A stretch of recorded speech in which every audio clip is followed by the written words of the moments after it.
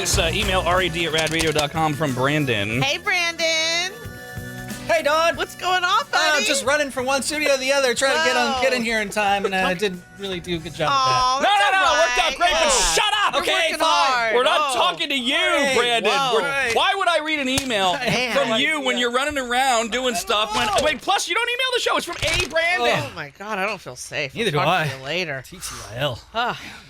Good thing I did cardio yesterday. Oh, I do like that bit. Yeah, well, way to go. Way to get that in. Yeah, get the cardio. You got you got tries and thighs today? Today's the day off. Tomorrow's backs and buys. Oh, yeah, good. Okay, check me out. Oh, man. This is an email from A. Brandon. Hi, A. Brandon. Says, first off, I would like to apologize that my name always incites that bit that always irritates you, Rob. Thank you. Funny. Now, not really. Now I am one of those people who would like to request a birthday shout out for myself. And this will be my last birthday shout out as I am turning 29 and I will age out and be an old man next year. Oh, gosh. This means I must start planning the downward spiral in life and now must start stocking up on the Werther's Originals. Hashtag 9-inch nail. You won't be old at 30, please. That's a false statement. That's perjury if we were in court. Says I probably wouldn't be here today without you all. I was in a very dark place last year to the point of considering ending things. Oh. During one of the Dr. Rob segments, I stumbled across your show while trying to get my mind away from the pain, and hearing the letter writer's problems were very reminiscent of my own. I stuck around to see if any advice given might help, and it did. Ever since that day, I've been a loyal maggot.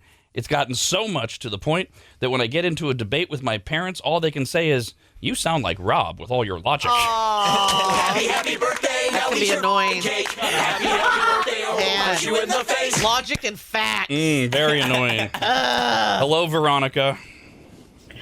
Good morning, anybody. Good morning. Go, girl. Hey, so I just had a question about the men's shot because I was curious if it had any counteractive properties, kind of like the wake shot, because if you drink caffeine with it, you're not going to feel the effects so much. I'm curious because my wife got into an accident. She was, of course, taking medications and things to help with pain management, but I'm curious if there's anything there that would counteract the men's shot if I was to get that for her and hopefully help her out. Not that we're aware of, not that Damon Industries is aware of, and they're the ones actually packaging and making this stuff, and they've got a terpenologist. You know, it's all natural stuff. We also have some anecdotal evidence that it doesn't happen. My mom was still taking all of her medication when she started on the Mend shots. Then Mend worked, and then she started backing off on the medication to where some days she doesn't even need it. We also, my wife and I have a family friend, a mutual friend, who's had similar reactions and results as well. I don't think it would counteract anything. Honestly, I think it would actually help the ability to heal without having to use those medications. And I don't think that if you try to take like a wake shot with an energy drink, it won't inhibit the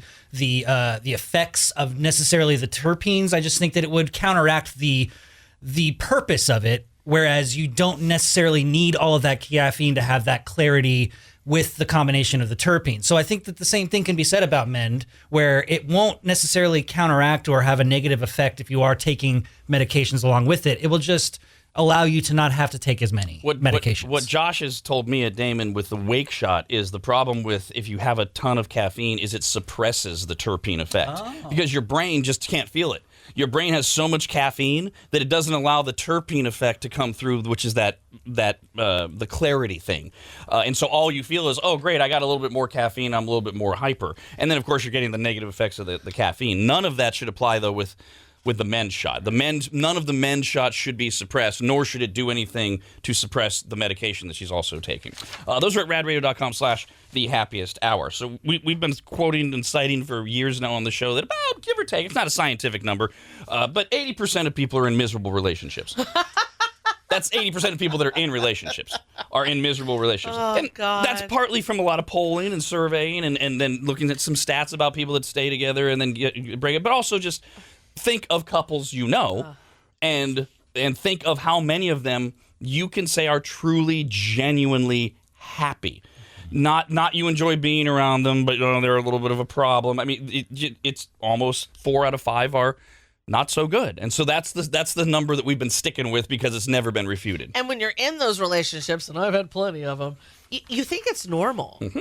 I mean, so you don't really view yourself as being in something terrible, and I think that's why the number's so high. We all think it's how it's supposed to be. It's like you're supposed to get together with your girlfriends and complain and bitch about how awful, not silly little things about your significant other that drives you crazy, but like serious things. Like, and you're supposed to bitch and moan about this, but yet you stay together. Right, until and it goes on like that until you get into a non-toxic relationship. Yeah. I was in a crappy relationship. I don't know. I come to the conclusion that a lot of people are just genuinely unhappy. So if you're unhappy and you jump into a relationship, it's not going to make it better. Absolutely, and And those not- people are attracted to one another. Oh. And not only that is like, we're all going to carry in baggage into each relationship. That's just normal. We're human. But most people don't work on that said baggage, so it just then, right? So they're thinking it's going to be this different relationship, but they still have their old baggage that they haven't even worked through. So here's another indicator of that, because most people won't say out loud, because of what Dawn said, that they're in a terrible relationship. It has to happen later. They're not self-aware. So some do. Those numbers can come in 30, 40%. But when you get a survey like this, it's a little eye-opening. Half of all people that are currently in a relationship in America claim that their current partner is the worst sex they've ever had. Oh, no. Now, That's so sad. if half of all people in a relationship are willing to admit that out loud, Oh, my God. what does that tell you about our 80% of people are in miserable relationships figure? No. Half of all people claim their current partner is the worst sex they've ever had. Not bad sex, the worst sex. How does that happen? So why are they together? Right. Some people could say, well, see, that shows that sex is not that important. They're together because they're settling on things, because sex doesn't have to be the most important thing. Correct. But to be the worst sex Right. you've ever had. That's where it got me, because there are there's a million other things to a relationship other than sex. However, when it's so bad and the worst person, right? Like, that's just awful. Because was everything? Well, you know what? Was everything else so great? Yes, Dawn. Everything else is fantastic. And in half of all relationships, everything's great. Just the sex is the worst. And that would just screw up our 80% number entirely. They're all happy. Did it start out good? You know what I mean? Like, did it start out good and then it gets lazy and everybody's just like, okay, lay on your side and let me get it out, whatever. You know what I mean?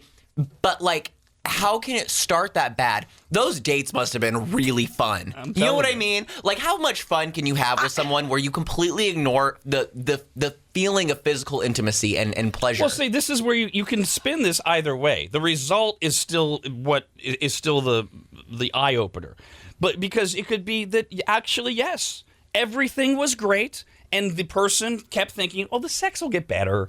It'll get better." Well, it's because everything else is so perfect. You tell yourself that, right? And so you keep going, and the sex isn't. Oh, it's not so. You tell your friend it's not so good, and then you tell yourself it'll get better, and it's just never gotten better. You can make it really great, or you can make it a really dark thing. Yeah. No. But the idea that half of all people are willing to say my partner's the worst that I've ever had. And now you're past the honeymoon phase, right?